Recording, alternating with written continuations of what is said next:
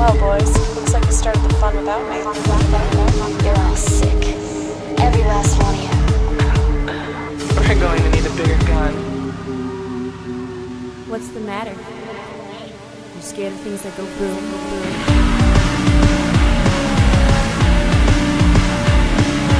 Give me one goddamn reason why I shouldn't blow your goddamn brains all over that goddamn wall. My name is Eric, and I'm here with Michael. What is up, Michael? I think we're gonna start year 4 of Double Feature is what's up.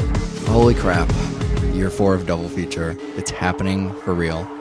What are we doing for the spectacular year 4 of Double Feature? For the spectacular year 4 of Double Feature, we're going to do some old school American horror sequels? I don't think that's allowed. Okay, I think they're taking away our old school American horror card. Well, regardless, we're going to cover Hatchet 2 and Cabin Fever 2. So it's blood and sex, but it is kind of old school American horror. Mm-hmm. What we should really celebrate is blood and sex. Right. I'll stand by those things. Okay. Old school American horror, I mean, we've brought it up many a time. Sure. We've talked about the Splat Pack. Our audience knows. We've championed, we've well campaigned, and now we're betraying it. Well, so what was, everybody knows, but Right. just for record's sake, right? Mm-hmm. For archival purposes. Old school American horror. Not a remake, not a sequel. Got it. Not a Japanese one. I think we can stop right at not a sequel. Yeah. Hatchet 2 and what's funny is, okay, so Cabin Fever, right? And this goes all the way back to year 1. Yep. They both do. We covered Hatchet and Cabin Fever a long, long time ago. Right. And Cabin Fever is the kind of movie I would call old school American Sure, horror. but it doesn't brand itself as Right. old school American horror, Whereas unlike Hatchet another did. film. Whereas Hatchet was pretty much the only film to Right. do this.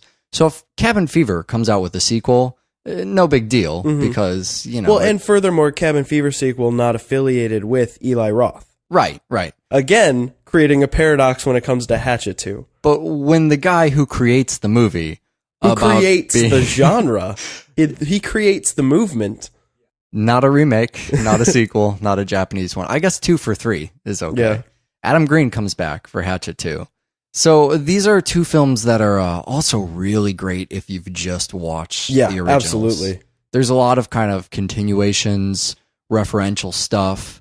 Almost feels like when a franchise is gone for 20 or 30 years and comes back and remembers some really important things. Right. Except it's only several years later. But for some reason, still, I don't think anyone was expecting sequels out of either of these. No, I agree. So we're going to spoil the movies. We're probably going to spoil the original Hatchet and Cabin Fever, as well as Hatchet 2 and Cabin Fever 2. If you haven't seen any or all of these movies, you can use the chapters, skip around in the show. There's chapters, and on the website, there's some timestamps if your, say, Zune doesn't support. Right. My point is, if you still have a legacy Zune, a classic, a vintage Zune, Vintage, antique. and you can't see the lyrics section, you can just go on our website and find the timestamp dealie on there. Now, before we start Hatchet, I have one tiny confession to make. Uh-oh. Obviously, just from this conversation right now, we talk about Hatchet and Cabin Fever a lot on the show. They get mentioned all the time. We're big proponents of those movies. I'm a big fan of those movies. I tell people, people ask me, what's your favorite horror movie, whatever. Hatchet's one of the ones I list constantly. Cabin Fever's an Eli Roth movie, and Eli Roth is a fucking genius. I have not watched Cabin Fever or Hatchet but once in my life when we watched them That's for a the shame. show. It's a total shame. I am a miserable failure. I cannot possibly explain how this has happened. I really do stand by those movies. I think they're great. In fact, I watched them again this week because I was so embarrassed by that, but I had to come clean. It's been 3 or 4 years. Yeah, that's a shame. Since I have seen them. The damn shame. What is wrong with me? I don't know. I literally have no excuse. I want to tell you that I've been busy watching other stuff, or I don't know why I haven't seen them again.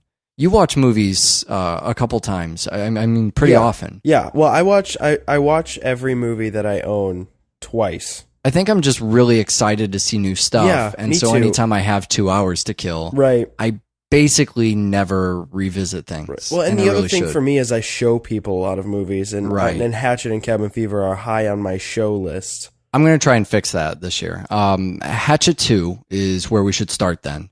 Hatchet 2 starts literally right after the previous film. Almost literally. It starts right after the previous film ends, but one of the cast members in the final shot is a different actor.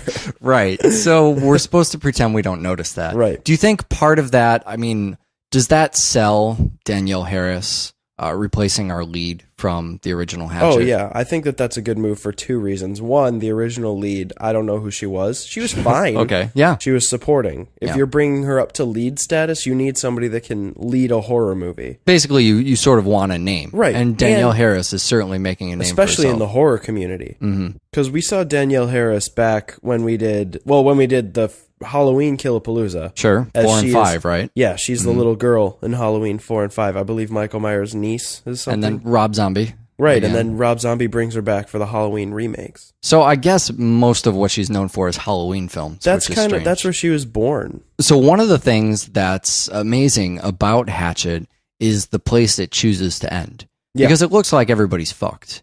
And picking up from that moment, I'm kind of curious if you feel betrayed by that at all, or if you think that takes the wind kind of out of the ending of the original movie to see the original movie ends and you go, okay, everybody's going to die. Clearly she doesn't get out of this.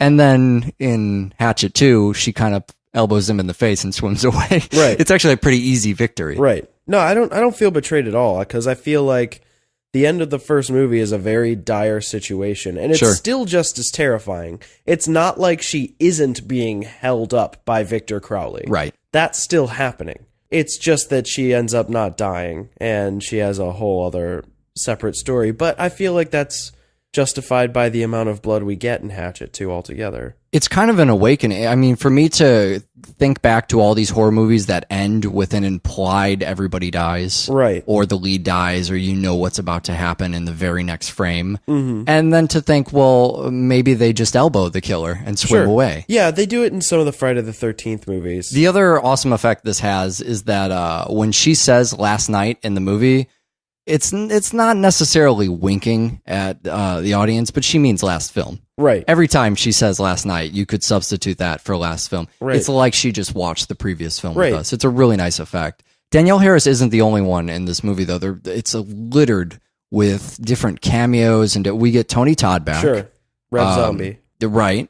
Who has a much bigger role Yeah. this time around. Right. I guess they kind of lucked out that they left somebody alive Yeah. in the original. Right. Especially when you put up on your it- poster, not a right. sequel. Right. You're talking about Jack Cracker. No, I'm still Oh. talking about Tony Oh, Todd. I'm sorry. No, I just mean you kill basically everybody Yeah, in right. your movie, and then you go, fuck, the studio wants to do another one. Mm-hmm. Okay, well, who's left, right? So Tony Todd's left, and he can carry the weight of a lot of this movie. Absolutely. But Kane Hodder as well, Yeah.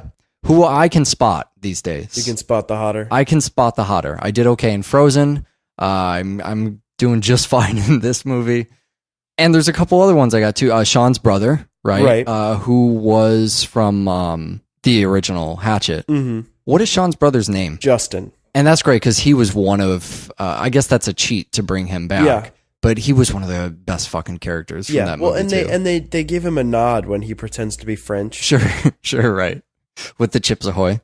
And Clayton, who's from The House of the Devil, Right. which I imagine we'll be talking about later. Sure. But who the fuck else is in this movie? Well, we have what's Tom Holland plays her uncle, Okay. Bob Dunstan, Sure. and he directed Child's Play and Fright Night, but Right. most importantly, Child's Play. He directed that one.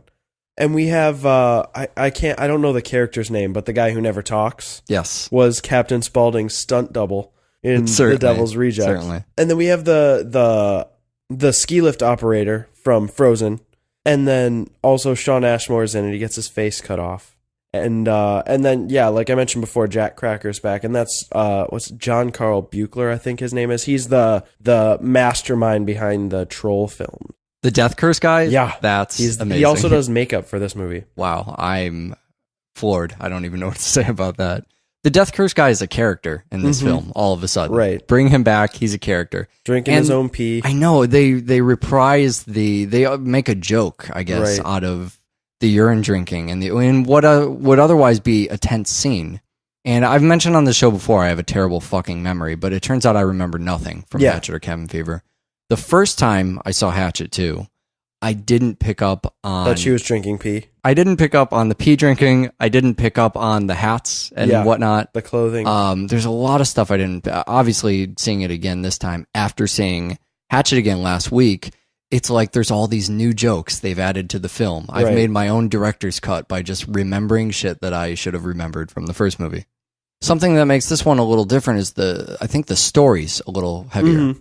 Or maybe it's safer to say mythology is a little heavier. Yeah, well, there's a little bit more background that you finally get. The first film, it kind of seems like they've been thrust into a dangerous situation and nobody had any idea that it was coming. It's almost bear or no bear at that point. Yeah. Doesn't matter what the mythology is. Is he supernatural? Right. Don't care, run away. Yeah. In this movie, you get Rev Zombie's backstory where it turns out that her dad and his brother and the bald guy with the beard are all Trent, that's his name.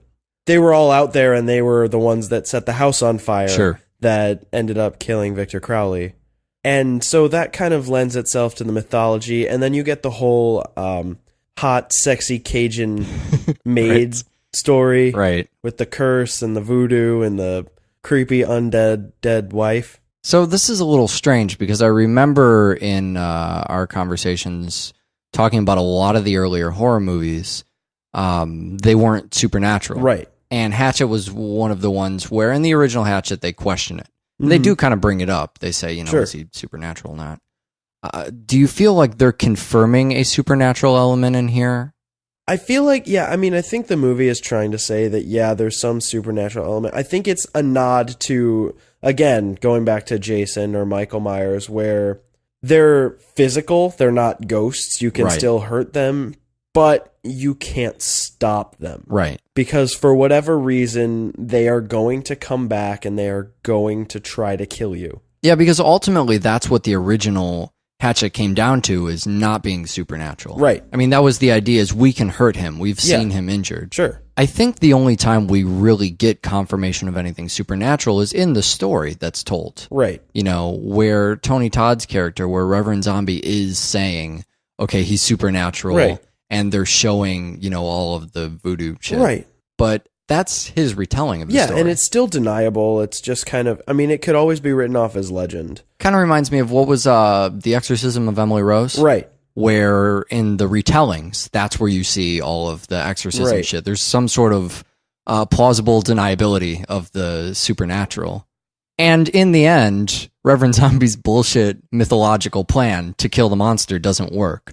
So I'm going to chalk one up for Team Science over here and just hope that sticks. Yeah, I do love that he puts together this whole plot where he goes, wait a second, I've seen a lot of horror movies. I know what All to do he here. needs to do is he needs to kill the people that killed him, and he'll be gone. Yeah, he'll leave. And his spirit will be at rest, really. And he ends up doing that, and then you get the Victor Crowley comes out the front door. Rev Zombie says, I don't fucking believe it, or no fucking way. Right. And then he gets his body ripped out of his skin and thrown into a bush. Oh, that's such a great moment, too. So when talking about all these cast members, there's one name that doesn't come up, even in the slightest, and that's Joel David Moore. Right. Notably absent from this movie. Mm-hmm. So I'm curious about that, because we know from covering these previous Adam Green movies, we also did the fantastic movie Spiral, where we had a chance to talk to Joel David Moore. And maybe that's why he's standing out more in my head. Right. I don't think that's true. I mean, he's the fucking lead in the last movie, right? Sure. I'm not just making that up. No, you're I'm not just right. thinking that's the director of Spiral. He's important. Right. Co-director of Spiral. We see his shirt and the kind of logo on that guy's hat, but that's it. And we're literally, we're outside. Had we changed the angle in the opening scene, we should be able to see Joel David Moore's corpse in the canoe still. Right, with no arm. Right. Mary Beth, not fazed by this at all. She seems a little traumatized that all of these people died, but she wasn't nearly as close to him as the narrative was telling us in the previous movie. It almost seems like there's a couple movie cameos in this too. Frozen, which we covered on the show, which was that was also Adam Green. Yeah. We've done basically every Adam Green movie. We have done every Adam Green That's movie. good, because in my head I keep thinking Adam Green is amazing. We should do all his films. I guess we've probably already covered that. Mm-hmm. Frozen is on the television. Right. They're reporting on it, which is such a clever idea. But there's also a Leslie Vernon reference. Yeah, there is. Leslie Vernon of the famous film Behind the Mask, The Rise of Leslie Vernon, written by our friend David Stevie. So, I mean, I want to take a little credit here. Uh-huh. I don't know if this aired, because again, terrible memory, awful editing to the show. But when we were talking to David Stevie, we were chatting with him for a long fucking time, and we mentioned Hatchet. Right. We mentioned the idea of old school American horror, and that Leslie Vernon kind of fell into that. Behind the Mask sort of fell into that idea a little bit.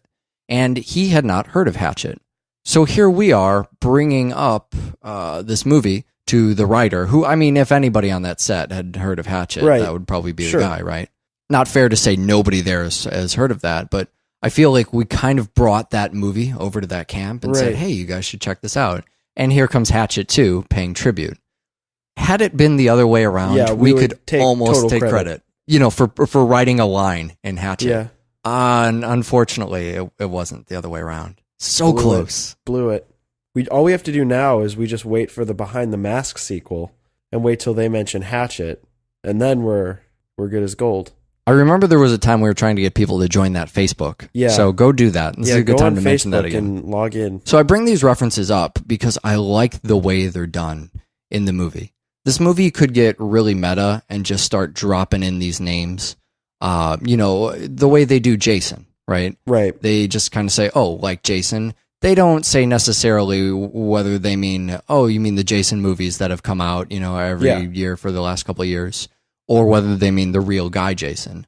But the fact that one guy in the movie says, you know, in my hometown, Glen Echo, there's this guy, Leslie Vernon. They established that Glen Echo is a real place and that Leslie Vernon is actually from that place. I feel like that's a lot better than the meta sort of route of just lazily throwing a reference in. Yeah. You take one extra step to make your fiction the same universe as somebody else's fiction. That is wicked fucking cool. I adore that.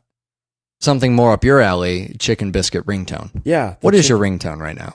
My ringtone right now is actually the Terriers theme. I don't know what that means. Terriers was a TV show that aired on FX and got canceled and shouldn't have gotten canceled. Everybody watched Terriers, but I've never even heard of this. What? We have to have a conversation later. Go on. But I also, for a period of time, I had the chicken and biscuits and gravy song as my ringtone. Did you make this yourself, or where did this come from? I downloaded, I legally obtained the film. You're a terrible person. And then I stripped the audio, cut out the chicken biscuits and gravy song, and Bluetoothed it to my phone using the wonders of technology. This sounds way more technologically advanced than you did this. Yeah.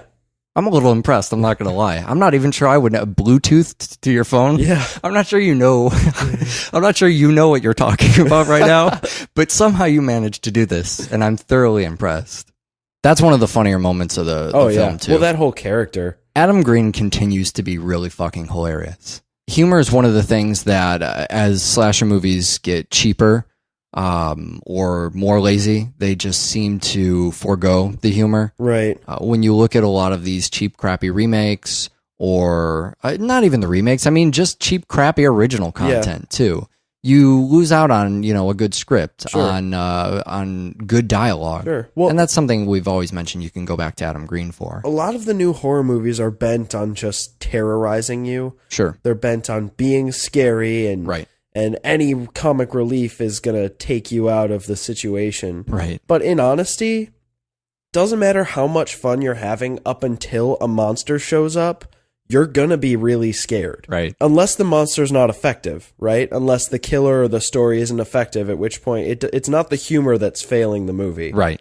It's the entire film. But this movie isn't pulling any punches. I mean, they made the decision to go unrated. Oh, yeah. In fact, the decision to go unrated is probably why we have waited this long to cover this movie. Sure.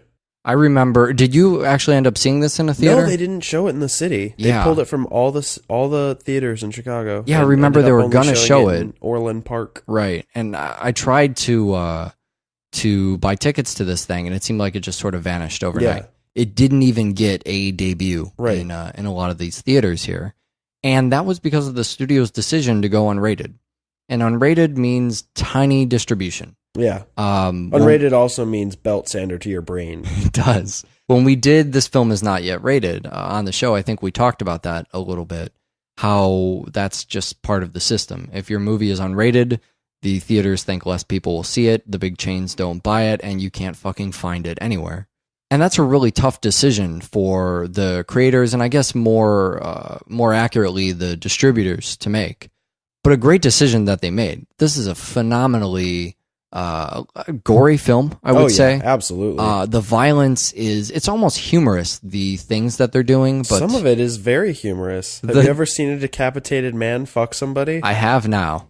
It's so over the top, being strangled with your own intestines. It seems like something cartoonish. But the fact that the movie does it with a completely straight face and gives it that sort of tone and gravity is really a huge part of the style here. Yeah, absolutely. So the belt sander comes back. That's what that thing's called, right? Yeah, the belt sander. It's my favorite Victor Crowley weapon. Would you say that's your favorite death? No, not my favorite death. It's just my favorite Victor Crowley weapon. I think it's just such an unconventional, painful tool. All battery operated, too. Yeah, in these, I think it's gas sheds. powered. That would make more sense. You mentioned the Tony Todd pull, which is another one of my favorites. Yeah, that one's really good. I think my favorite, though, has to be the head over the table. Yeah. And the blink at the end. It's just, it's almost symbolic for everything the movie is. Yeah. You know what I mean? It's just got this wonderful level of creativity, gore, and then it's just kind of goofy at the end. Yep. Talking about the signature, though, there's also those signature moments of Hatchet. I have literally a bucket of blood and I'm going to splash it on this tree or on this patch of fake bushes over here. Sure. Bloody up the foliage. And here there's an entire cabin that just sprays blood. Yep. Which is really about as far as they could go with that. And then the ending is just as abrupt as the original. Well, the thing that the ending does, which is amazing, is she takes the fucking hatchet and chops his face up with it. Sure. Which she says she's going to do. I believe she says, I'm going to bury the hatchet in his fucking face. Right. And then she proceeds to chop up his face so much that his face looks like a hollowed out watermelon with a stem in it. And you're thinking, he's dead. He's definitely fucking dead. There's no way he's not dead. And then she puts the hatchet down and walks away. Now, this has a nice, almost kind of a poetic ring to it. If the mythology didn't kill him, then the poetry of this ending has to do it. You're burying the hatchet in the hatchet killer from the movie Hatchet. The audience is going to feel like, well, that's it. That's how you kill him, right? Yeah. Mary Beth doesn't feel like that's it. Right. Well, and neither does Victor Crowley, apparently, because he goes to reach for the hatchet, and you get that moment where you think everyone in the theater, everyone who watches the movie goes, ooh, here comes the ending where it turns out he's still alive. And he goes to reach for it, and she comes back with a shotgun. Right. Points it at the hollowed out whatever is left above his neck and says, what'd she say? Fuck you. Right. And then pulls the trigger and explodes his brain, and then end credits. The film doesn't even give itself time to finish the sound of the gunshot. Right. Fuck you, over. Really ends in the complete opposite of the way the first one does. And then there's the other sequel for this episode, of course, Cabin Fever 2. Full title on this? Cabin Fever 2, Spring Fever. Featuring Ryder Strong? Featuring Ryder Strong, featuring Giuseppe Andrews, directed by Ty West. I'm going to be completely honest. Whoa, Ty West. Didn't see that coming. When I heard this movie announced, I didn't know who Ty West was. I hadn't seen House of the Devil yet. Sure. I just, honestly, this movie seemed like the biggest mistake that could ever come out. It was unaffiliated with Eli Roth. It was, honestly, we had the Descent 2 came out bad. Joyride 2 came out bad. 2001 Maniac sequel came out awful. Yeah, you haven't seen any of these on the show. Right. And I'm thinking Cabin Fever 2 is going to be another one of those movies where they try to capitalize on a really good film by giving it the name. Yeah, they take the good 2 or 3 years we had there of original content and just decimate it.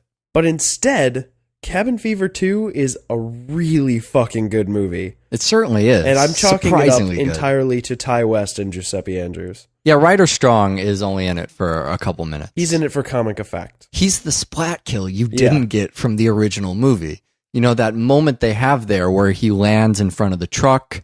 Is he going to get run over? Little lens flare going on there. And he's miraculously saved. This time, school bus coming down the road, splat, and freezes on it too. Right, while his head is flying off in the air. This is the big, hey guys, I saw the last movie kind of moment. But I also think this is the moment where Ty West goes, this isn't the same movie.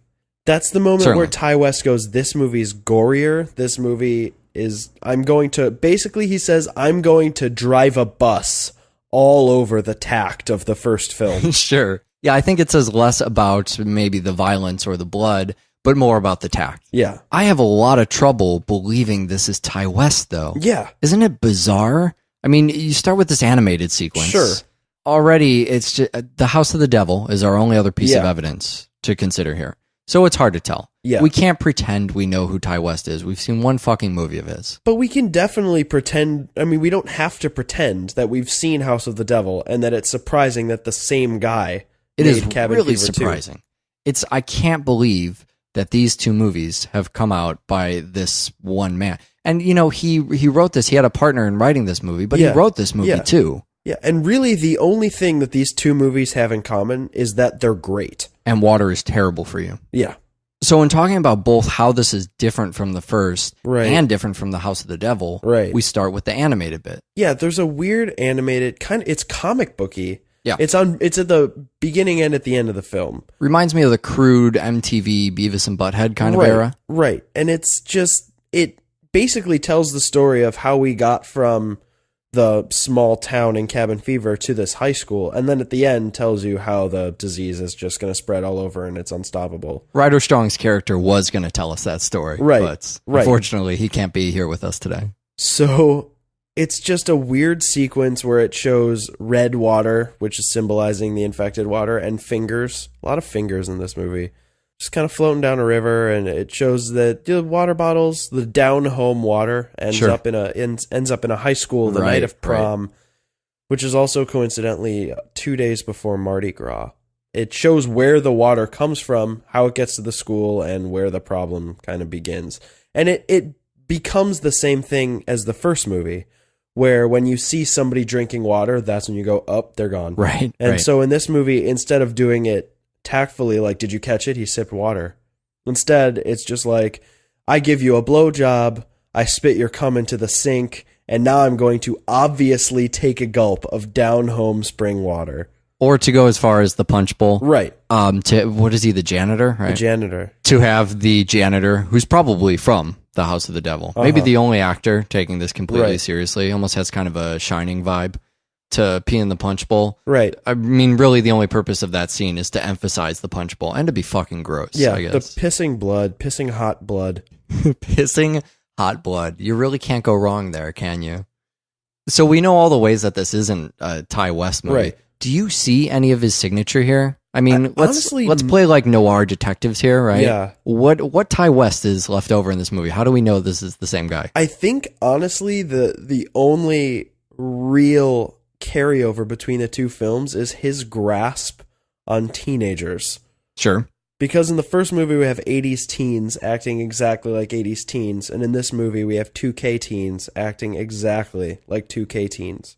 Talking about, they're talking about getting laid, they're talking about how prom sucks, not how prom is great because it's not 1950s teens. Right. And they're talking about how they'd rather watch a movie called Bride of the Cannibal 2 where a guy gets his dick bitten off. I love the way that kid announces that, too. And balls. Instead of having these extremely pretentious conversations that's really the conversations you should have about, well, have you seen Bride of the Cannibals 2? Yeah, guy gets his dick cut off. Yeah. We should totally go. Midnight show. Cool. 2 tickets. Have you seen Cabin Fever 2? Yeah, a chick gives birth into a garbage can. So I think aside from the Ty West doesn't know how to end a movie syndrome, I'm kidding. Ty West, master of film. How dare I say anything bad? Cabin Fever had 5 or 6 different endings. It's true. So the fact that this movie does end a little strangely, right? That's not just in my head. It ends a little. It's a little weird. That's all I'm saying. It's a little weird, but I like it. Yeah, as opposed to the House of the Devil ending, where I just said, oh, "Okay, I'm wrong about this. Ty West knows what he's doing, and I just don't." Cabin Fever 2 does end a little strangely, but I think there's far more than that to see in his signature. I think I don't want to say the movie's self-aware or anything, but he does get what he's doing. The diamond wipes and all of the different weird little transitions and the fucking art house cred. Yeah. That the guy's using, I think he's still using film for this. I was reading an interview where he was just talking about his love of film and how it was back in the days of video cassettes. Yeah. So it's not quite in the realm we're playing now with digital, DSLR and RedCam and all that stuff. But this definitely has a very color graded, very dirty look to it. And then the goddamn lenses. Yeah. I mean, super wide angle lens all over the place, especially in the beginning, when you get the water truck going by or in that principal's office. Yeah. A lot of times you can use wide angle lenses in a place like that, especially when you're not using sets you've built, but actual places that you're going to. And by the time you get a camera in there, that principal's office looks fucking tiny. Sure. You can use a much wider angle lens to give it an appearance that's probably more authentic. Makes it look a little bit more like how it would feel when you walk in there. But then you have these kind of fisheye wide angle lenses where they sort of warp in the corners or at the very edges of the screen. And those give you, the effect of fisheye, but also a much more dramatic effect. You can go from something like maybe like a 14 millimeter lens that's just going to look like a standard lens. You probably wouldn't notice it at a moment's glance, down to something like 10 millimeters where you get a little bit of warping. I mean, do you notice the stuff like that? The wide angle shots like that? Yeah, for sure. It's a distinct look. It certainly is. It's reminiscent of something like Dazed and Confused, where a lot of the shots are just like, I think a lot of it was that fucking van. Sure. Right. But the van in the wide angle stuff, it screams Dazed and Confused, which is what you want. You want your film to look like a teen film and virus. Exactly. You create that kind of environment first. It seems like Ty West set out to make a movie that wasn't about something bad that happened. And it just happened that while he was shooting, a real horrible thing started to occur. Sure. And he's just like, let's roll with it. Let's just this is suddenly Catfish and not Cabin Fever. Right. Then he moves from the wide angle lenses to something on the complete opposite side of the spectrum. Maybe not, macro shots or anything like that, but these close-up shots with the shallow depth of field, again, with the fingernails really and the... Oh, God fucking damn it. Fingernails are not where you want shallow depth of field. So upsetting to your audience. That's exactly what you want. So we've talked too long without mentioning part of the real artistic masterpiece of Cabin Fever, which is Giuseppe Andrews. Yeah, that's true. Who also came up in Look, and who kind of played a similar character. Yeah, he was also in Detroit Rock City. All over the fucking place. And 2001 Maniacs. Wow, we covered him. Just rounding the bases on Giuseppe Andrews. What a weird and phenomenally interesting character. He's great. The distinction between his sort of burnout character from something like Look to this character who kind of speaks in a similar way, but how do you even describe this character? He's really, he's a cop and he is a police officer. Sure. He's there, he obeys the law, he does what he thinks is right, but his right under the priority of being a police officer is getting laid. Partying, right? Yeah, it's just partying, it's getting laid, and I think he just has a really difficult time kind of balancing whether he's a cop or the party guy. Sure. So he's just a friendly guy, he's nice, but he also has this weird idea that everyone is just as into partying as he is. Right. Which I think is what creates the character, where all of his analogies, all of the things that he kind of talks about, for example, when he Judah Friedlander at the water treatment plant, he's talking to him, and instead of going, "You're going to be a hero, people are going to remember your name as the guy that saved our town," instead he puts it in terms of the type of pussy he's going to get, which is the sashimi, which means no smell. Thanks. That's the kind of person this cop is. He goes there to prevent a terrible thing from happening, but puts it in perspective of, you're going to get some grade A vagina. This water is Bull's hits. So here's the thing about Winston Olson that's amazing. And I guess just another reason that Ty West is amazing. You take a character that's really kind of, I don't know that I'd use a word like subtle to describe him, but in Cabin Fever, you had this sort of dark, brooding sense that there was something sinister about him. Yeah. Almost as if he's tricking these kids. Something wasn't quite right, and the kids even point this out. Exactly. And you go through the whole movie, and it kind of walks this line constantly up to the last scene that we see replayed in Cabin Fever 2 in sort of a flashback, where he is dropping off the party man, and he's talking to him saying, "Oh, do you need some water? All I got is a 40. Big 40. Yeah, you know what? If you need some water, I'll get you some water. I'm going to take care of you, man. Don't worry about it." And then he drops the kid off, and you just keep thinking, sinister, what's going to happen? You know, they set it up. I mean, he's supposed to shoot the kid, and then he's supposed to dispose of the body. And every time you see him, you just kind of assume that's what he's going to do. Right. He's acting super fucking sketchy. And so Ty West does an amazing thing with this character. Rather than feeding into that sinister feeling, rather than saying, all right, we're going to expose the why he's like this. Right. You know, a common mistake you can make, take an interesting character and go, okay, here's why he's like this, or here's his real motivation, or what's behind him. Now we get to finally find out. We leave that thought lingering there. We told that part of that character, and instead we're treating him not necessarily like the hero, but I would say the hero in this movie. Well, I think I'd detective. go that far. Yeah. He's the guy that's slowly putting it all together from the outside. Right. He's the one that's not a victim that still stands to put an end to it. He's the one that can do all the investigation, go to the water treatment plant, stop at Lucille's for some pancakes. Sure. And eventually he makes it out. Whether or not he's going to warn everybody, that's kind of left ambiguous. Well, that's the amazing thing, because you're staying true to that character. Right. He doesn't discover what's truly within him and become a hero. He's not even so much a reluctant hero. It's his job to be the hero. He's the cop, right? And he knows. Yeah. So he goes to do really what he can to help people. But once he realizes he's out of luck, self-preservation kicks in, because that's who he is. That's talking about his character. He's a cop, but that's really only his profession. Mm-hmm. You know, it's not what he's about, it's what not he worth lives giving by. up getting laid. It's his not 9 to worth 5. giving up partying. Yeah. Absolutely. So when it looks like he might get shot, he fucking bails. Right. That's it. He gets in the van and he leaves. Not telling a story about why it seems sinister, why he's a weird guy. Instead, just saying, all right, now we're going to take this extremely interesting character, put him in a bizarre scenario, and realistically, how would he act? And that kind of writes itself. I mean, it's an incredible idea. It takes you a long way. Now, you mentioned a lot of the violence in this movie. The everything is gross factor. I mean, that's what it is, right? Everything is fucking gross. But also we have nudity. Both of these movies, a huge celebration on that note. But beyond that, because at this point, that's not enough of a challenge for somebody like Ty West. What's even more awesome is we go that other end to the gross out factor, and we go for this sort of cum gargling spit shot. Yeah.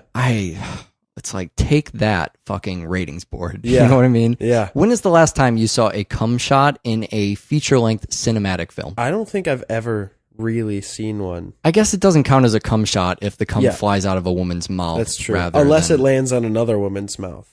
But I can't verify whether or not there was a woman's mouth in the sink. I mean, that's such a taboo of cinema. You don't even talk about it being a taboo of cinema. Sure. I would defy us, really, to find another cum shot in a movie for the rest of the year. Sounds like a really good time. I'm going to make that the challenge right now. So the movie's gross, and it has glorious semen. There's also the hand amputation scene. There is, which is with the circular incredibly skillfully done. The whole thing feels almost like a suiting up montage. Right. Like a building a weapon to kill the killer, putting the pieces together. He just needs to attach a chainsaw to the stump. Exactly. That's all that's missing. And it feels bold for the characters when they do that. I almost can't. It's come to that, and they've made the decision, and there's no hesitation. It's just like, fuck it, that we got to remove your hand. And then the torch. I mean, they're really being pros about this. They know what they're doing here. Cauterizing the wound. It just seems so, and it's all for nothing. Yeah, exactly. That's the best part, is that he doesn't get away. But she has her sort of Sissy Spacek moment, and she gets away in the end, sort of. Kind maybe. of. She gets in the van with Winston and Rick, and they go to the place that they both know by looking at each other. And judging from the last person who was sitting in that seat in the van, maybe not a great place to be. So 2 other quick things I want to talk to you about. One is the rabbit. Oh, yeah. You remember the weird rabbit from the end of Cabin Fever? Rabbit. Which at that moment, I just understood as being Eli Roth. Sure. Just, it's Eli Roth. He put a rabbit in there. When you start to understand how that man works, it's just one of those things that kind of makes sense for some strange reason. But Ty West almost goes on to explain the rabbit. Making an attempt. He's either making an attempt or calling the reference. I think it's just a reference, because why would the rabbit be in the hotel room? It's not a hotel, it's a hospital. Kind of like a hotel. The other strange thing, though, and this is true, I suppose, of all quarantine type movies. Uh-huh. This might just be something that comes from effective movie making, but you fight for your protagonists. Yeah. But in a quarantine movie, you shouldn't be fighting for your protagonists if they're infected. I mean, we know these kids are infected. We still want them to get out alive. Right. But as humanists, we don't want to see people walk into a school and go, "You look sick," and shoot them in the head. Yeah, that's true. I guess there's a more effective way to deal with that. Well, by quarantining them would be really ideal. It's just quarantining them. You quarantine and then you purge at that point, don't you? Yeah, they were purging by killing everyone. You purge and then it wasn't a very good quarantine. No. They left doors open. People are running around. It's like, hey, could you please go back in the school so we could shoot you? Poor quarantine, very effective purging. It seems strange, though, that some defense mechanism of an audience doesn't kick in. Because if you were to believe that this is, the real world, then if these kids get out, they infect all of humanity and kill everyone, the audience included. You would think that you would be rooting for the quarantine, but you're never rooting for the quarantine. You always want the protagonist. Sometimes I find myself rooting for the quarantine. In a film you enjoy watching that you don't want to end 10 minutes before you expect it, you never find yourself rooting for the quarantine. It's bizarre to me. We started a website, I believe 4 years ago today. Oh, Jesus. Called doublefeatureshow.com. You can go there, you can download, you can look at all the directors that we've covered. And it's fastly becoming the greatest website in the universe. Look at the HD cover art that you, sir, have put together painstakingly. That was painful. You know what I did is I actually went into each of those covers and photoshopped out all of the crappy text that was flying across the front of it. So it's just beautiful, minimalistic, 1,000 by 1,500 cover art. It's great. The director's thing is fantastic, too, because if we've accidentally covered a director several times on the show, right, like John Carpenter, or in this case, Ty West or Adam Green, you can click on their name and there'll be a short little synopsis. And I wrote up a lot of these different descriptions in a way that, one, doesn't mention the movies, because you'll find out about the movies underneath where it lists all the shows they're mentioned in. But two is really, really simple. I've never heard of this director before. Who is Steven Spielberg? What does he do? What's his thing? What's his style look like? It's our attempt, I guess, to make films more accessible. Sure. Maybe than they even should be. Sure. It's possible that if you don't know Bride of the Cannibal 2. You're saying Bride of the Cannibal 2 right now.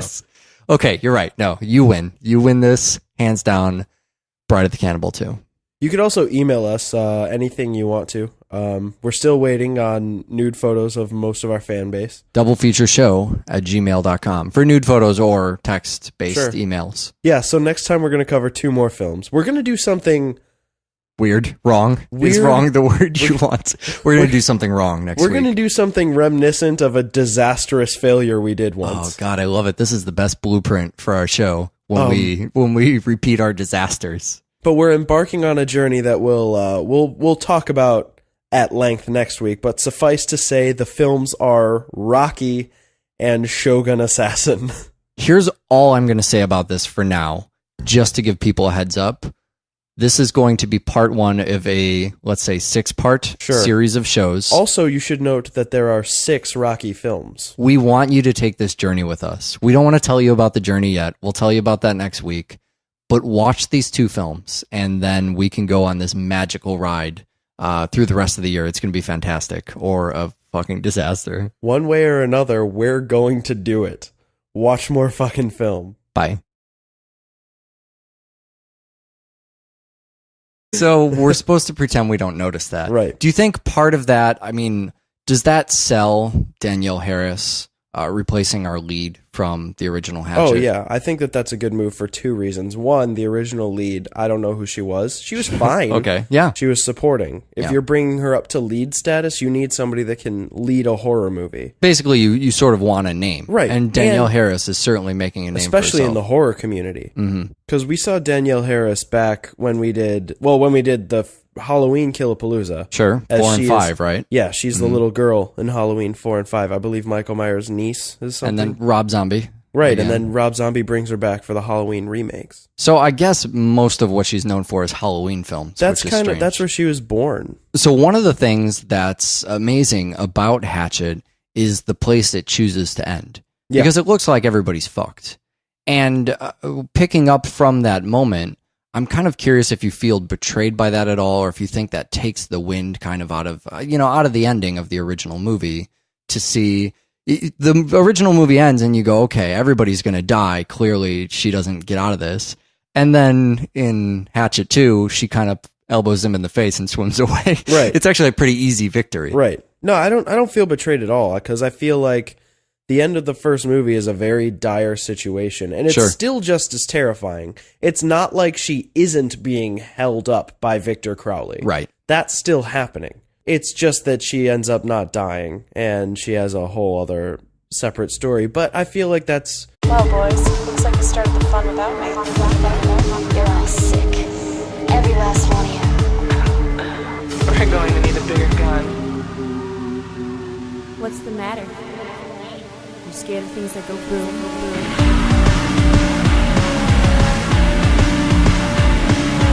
Give me one goddamn reason why I shouldn't blow your goddamn brains all over that goddamn wall. My name is Eric, and I'm here with Michael. What is up, Michael? I think we're going to start year 4 of Double Feature is what's up. Holy crap. Year 4 of Double Feature. It's happening for real. What are we doing for the spectacular year 4 of Double Feature? For the spectacular year 4 of Double Feature, we're going to do some old school American horror sequels. I don't think that's allowed. Okay, I think they're taking away our old school American horror card. Well, regardless, we're going to cover Hatchet 2 and Cabin Fever 2. So it's blood and sex, but it is kind of old school American horror. Mm-hmm. What we should really celebrate is blood and sex. Right. I'll stand by those things. Okay. Old school American horror, I mean, we've brought it up many a time. Sure. We've talked about the Splat Pack. Our audience knows. We've championed, we've well campaigned, and now we're betraying it. Well, so what was, everybody knows, but Right. just for record's sake, right? For archival purposes. Old school American horror. Not a remake, not a sequel. Got it. Not a Japanese one. I think we can stop right at not a sequel. Yeah. Hatchet 2. And what's funny is, okay, so Cabin Fever, right? And this goes all the way back to year 1. Yep. This They is, both do. We cover. Justified by the amount of blood we get in Hatchet 2 altogether. It's kind of an awakening. I mean, for me to think back to all these horror movies that end with an implied everybody dies. Right. Or the lead dies, or you know what's about to happen in the very next frame. Mm-hmm. And then to think, well, maybe they just elbow the killer and swim away. Yeah, they do it in some of the Friday the 13th movies. The other awesome effect this has is that when she says last night in the movie, it's not necessarily winking at the audience, but she means last film. Right. Every time she says last night, you could substitute that for last film. Right. It's like she just watched the previous film Right. with us. It's a really nice effect. Danielle Harris isn't the only one in this movie, though. It's littered with different cameos, and we get Tony Todd back. Sure. Rev Zombie. Right. Who has a much bigger role this time around. Right. I guess they kind of lucked out that they left somebody alive in the original. Right. Especially when you really, I mean, you put up on your poster, not a sequel. Right. You're talking about Jack Cracker. No, I'm still talking about Tony Todd. Oh, I'm sorry. No, I just mean you kill basically everybody in right. your movie, and then you go, fuck, the studio wants to do another one. Mm-hmm. Okay, well, who's left, right? So Tony Todd's left, and he can carry the weight of a lot of this movie. Absolutely. But Kane Hodder as well, who I can spot these days. You can spot the hotter. I can spot the Hodder. I did okay in Frozen. I'm doing just fine in this movie. And there's a couple other ones I got too. Sean's brother, right? Who was from the original Hatchet. Mm-hmm. What is Sean's brother's name? Justin. And that's great because he was one of, I guess, for both of we covered Hatchet and Cabin Fever a long, long time ago. Right. And Cabin Fever is the kind of movie I would call old school American horror. But it doesn't brand itself as old school American horror, unlike another film. Whereas Hatchet was pretty much the only film to do this. So if Cabin Fever comes out with a sequel, no big deal because, you know. Well, and furthermore, Cabin Fever sequel not affiliated with Eli Roth. Right. Again, creating a paradox when it comes to Hatchet 2. But when the guy who creates the movie... Who creates the genre, he creates the movement.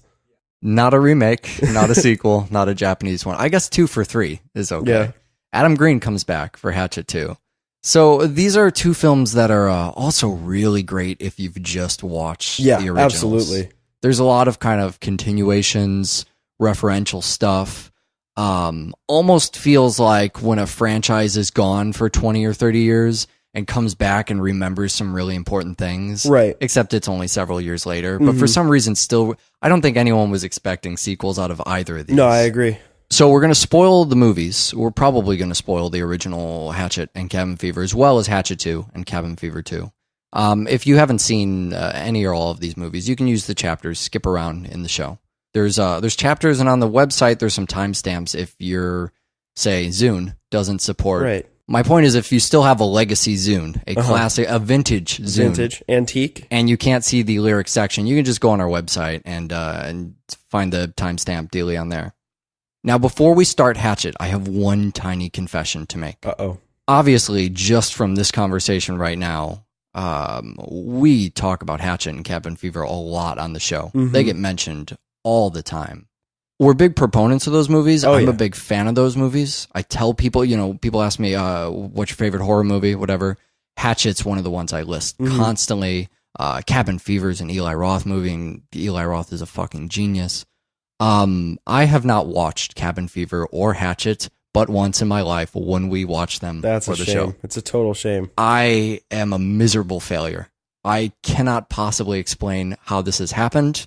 I really do stand by those movies. I think they're great. In fact, I watched them again this week because I was so embarrassed by that, but I had to come clean. It's been 3 or 4 years. Yeah, that's a shame. Since I have seen them. The damn shame. What is wrong with me? I don't know. I literally have no excuse. I want to tell you that I've been busy watching other stuff, or I don't know why I haven't seen them again.